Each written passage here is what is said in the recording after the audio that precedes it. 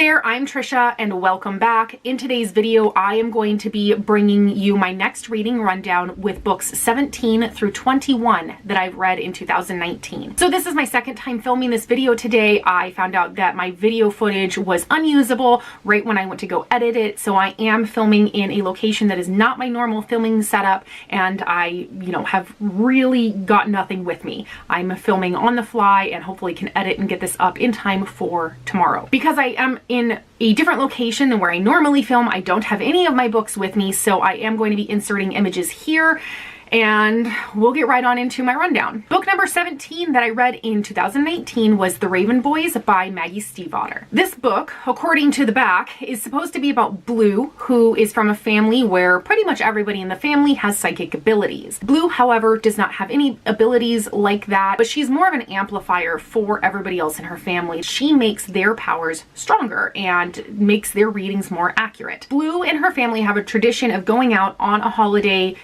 where ghosts start their journey passing through to the afterlife, all of the ghosts that are going to die in their area for the next year. And her family, typically her and her mother, they go to the graveyard and welcome these ghosts as they begin their journey crossing over. Blue is unable to see ghosts except for this night. And this night she happens to see a ghost, and his name is Gansey. Her family believes that this is because one of two things. One, it is her true love, or two, she is the one who kills this person. And this is extremely hard for Blue because she's been told every time that she's had a reading by her family members, she has been told that she is destined to meet her true love, and when she kisses her true love, they are going to die. So that's what the back of the book tells you that the story is going to be about. However, the plot was pretty convoluted and didn't really touch base on what the back says it was supposed to be. So into my review, the characters in this are incredibly well crafted. However, I like them as a unit, and I like them as a whole, and I liked their character dynamics and their relationship dynamics, and I thought that was all awesome.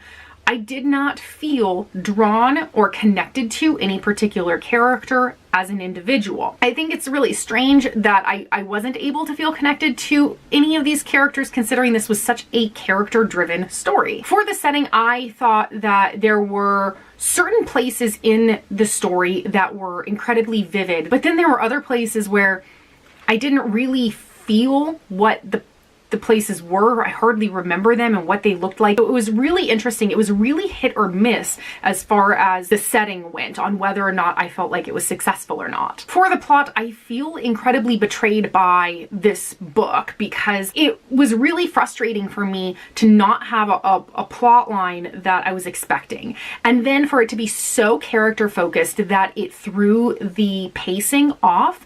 The story was incredibly meandering and was really just focused on the characters and building them up and who they were and their lives and everything. It was so meandering that at 3/5 of the way through, it did start to pick up. But then it picked up and it took so long to actually get moving. And then it picked up so fast that in the last 75 to 50 pages, everything happened so quickly and was so convoluted that I had to go online and read a synopsis breakdown in order to understand what actually happened at the end of the book, because I didn't want to go back and reread the last 50 pages. I really wanted to like this book, and the farther away from having finished reading it that I get, the more irritated I am with the whole experience of it. I ended up giving it 3 out of 5 stars, but now I think that a more accurate rating would probably be a 2.5 for me. I probably will not continue on with this series. If I do, I'm not going to buy the books. I'll probably check them out from the library, and it's going to be very far down on my list of priorities of books that I want to read. A couple of trigger warnings for this book include child abuse and murder. The next book that I read in 2019 was Sadie by Courtney Summers. I'm going to keep this quite brief because I do have a full spoiler-free review that I will link up in the card for you. Sadie is a young adult thriller that is about a young girl named Sadie who goes missing 1 year to the day that her younger sister's body was discovered, and she has gone on this journey to try to track down the person that she thinks has killed her younger sister. That parallels the podcast of what happened to Sadie that is being told by this man named West, who was hired by Sadie's surrogate grandmother to try to investigate when the police have been unable to make any progress in Sadie's disappearance. And he is going through in podcast form, tracking Sadie and talking to people and going to places that Sadie went to and was last seen after she disappeared. For the characters in this, Sadie was absolutely remarkable. I really enjoyed her as a main character, and I really felt for her and her emotional struggles throughout the story, and I really loved the bond and devotion that she had with her sister. The setting in this I thought was incredibly well crafted. It really showed an accurate picture of what small, run-down, lower-income suburban areas feel like. The structure in this, like I said, was told half through Sadie's perspective, which was absolutely phenomenal, following her through her progression in her journey in a very linear fashion in the timeline. And then showing the podcast, on the other hand, where things are put together in bits and pieces as West figures them out. I thought the structure was very well done because it gives the reader bits and pieces to put together for the plot with those puzzle pieces that we got from the two different halves of the story. I thought this was incredibly well done. It kept me on the edge of my seat, wanting to turn pages, and I didn't want to put it down. The story itself was well crafted but incredibly heartbreaking. I ended up giving this 5 out of 5 stars. Highly recommended. There are quite a few trigger warnings that I do want to include for this book, including death and murder of a child, substance abuse, sexual assault, child abuse and molestation, pedophilia, and child pornography. Book number 19 that I read in 2019 was Garden Spells by Sarah Addison Allen. Garden Spells is a magical realism that I heard about from Hannah from The Rainy Reader, and she loves Sarah Addison Allen, loves magical realism, so I decided to give this a try. Garden Spells is about the Waverly family who live in a small southern town in the United States, and they have this garden that they tend where the herbs and flowers all have magical properties, and then there's an apple tree in the backyard that has prophetic properties, where if you bite into the apple, you are said to see the most important event of your life. And so the Waverly family has had generations of protecting this garden and this tree from the community in their town. And the story follows two Waverly sisters, one who has lived in the house for several years after their grandmother has passed away, and the other sister who is just returning to their small town trying to get away from an abusive romantic relationship. The characters in this are absolutely quirky without being over the top. Each character is very unique and multifaceted, and they each have their own journey that they go on throughout the course of the story. So I thought that was great attention to detail. This was a more character-driven story. The setting on this, I loved the setting for certain spaces and the descriptions that they came with, especially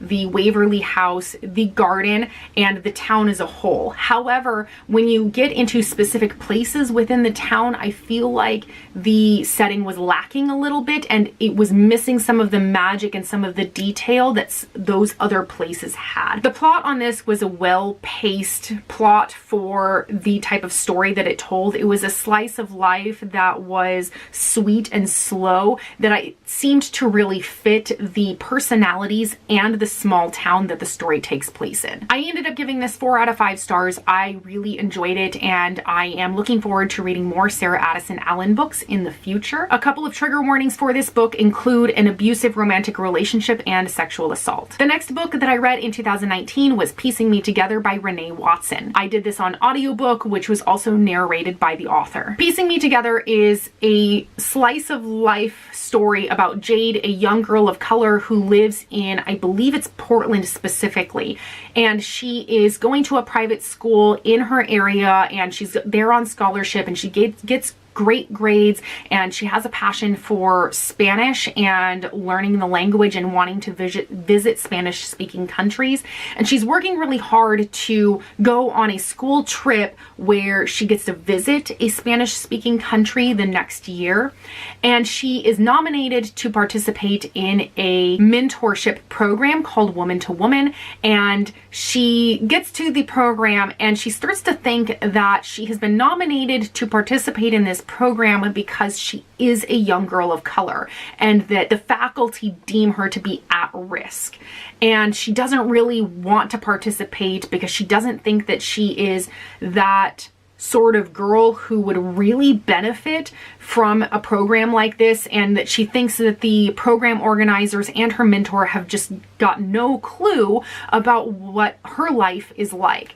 And so this is more of a character-driven story that deals with race and class within race kind of issues, and it was very important right along the lines of The Hate U Give. The characters in this, Jade and Maxine, were very complex, and a lot of the side characters were also very complex. I loved Jade's voice and I was really rooting for her throughout the entire story. For the setting, this book does take place in Oregon and specific places in Portland that I have been to myself, and I feel like the author did a fantastic job of showing us these places that exist in real life and doing so in a way that are really true to the places themselves, but doing so in a way that didn't overshadow the characters or the important issues that the story was trying to highlight. The plot on this, like I said, the plot is more of a character-focused storyline, and that's not really what I prefer when I read books. I like more of a balance between character and plot-driven books. However, this book was much shorter and it had issues that I found to be really important and really interesting. So this was very easy for me to fall into and stay engaged in. I found it incredibly interesting that this story explores race and class issues within race, and that this is just during a small portion of Jade's life. It's a very small slice of her life that we're seeing here, and I found this story to be just as profound as The Hate U Give, but it was on a much quieter level. I ended up giving this 4.5 out of 5 stars. I really enjoyed it. I highly recommend the audiobook if you have a chance to listen to it. I have a couple of trigger warnings for this book, including racism and police brutality. And the last book that I have for this reading rundown is book number 21 that I have read this year, and that is Beauty Queens by Libba Bray. Beauty Queens is a satirical story about a bunch of beauty queens that are getting ready to take part in a pageant called Miss Teen Dream, and they're on a plane and their plane crash lands on an island in the middle of nowhere. And while they are there, they are struggling to survive because all of the crew for the TV show, all of the adults, all of the chaperones have died, and there's only a handful of beauty queens that have managed to survive the plane crash. And so they are stuck on this island trying to decide, well, are they going to continue to prepare for this beauty pageant for when they get rescued, or are they going to have to tough it out and try to survive for months at a time when they don't know when rescue is going to come? The characters in this at first seem really flat and incredibly stereotypical, but it is done in a way that really fits the story. As we dive deeper into the story, we find out that each of the contestants is incredibly multifaceted. Each one of these beauty queens goes through some sort of change while they are dealing with the struggles of trying to survive on this island. The setting felt really strange and kooky, and it was done in a way that served the story. It gave you just a sense of, you know, this is a funny story that we are hearing, and, you know, there are dangers out there, but we don't really know what's going on. And it's all done in this very soft way that doesn't overshadow the issues that the story is bringing up. So there's a little bit of an interesting structure to this, and I really enjoyed it. There's shifting character perspectives as we see different chapters through different beauty queens' eyes, and I really enjoyed that. I liked learning about each of these characters as we saw what was happening from their perspective. And then there were commercial break interludes and footnotes that I thought were incredibly funny and very well done, because they did a great job of making fun of the ridiculous standards for beauty and gender expectations. For the plot, there wasn't a whole lot of plot that it seemed like at the very beginning of this story. It was mostly character driven, and like I said, I don't particularly care for that, but it was so funny and had issues that I was really engaged in that it kept me propelled all the way through to the kind of end where the plot really starts to pick up, and then all of this stuff happens in the end, and it's all crazy and kooky, and I absolutely loved it. And I loved that this story really brought issues into it, and it wasn't just some super fluffy story, but it brought in issues about beauty and gender and race and racism and transgender rights, the LGBTQ issues, and just tons of different things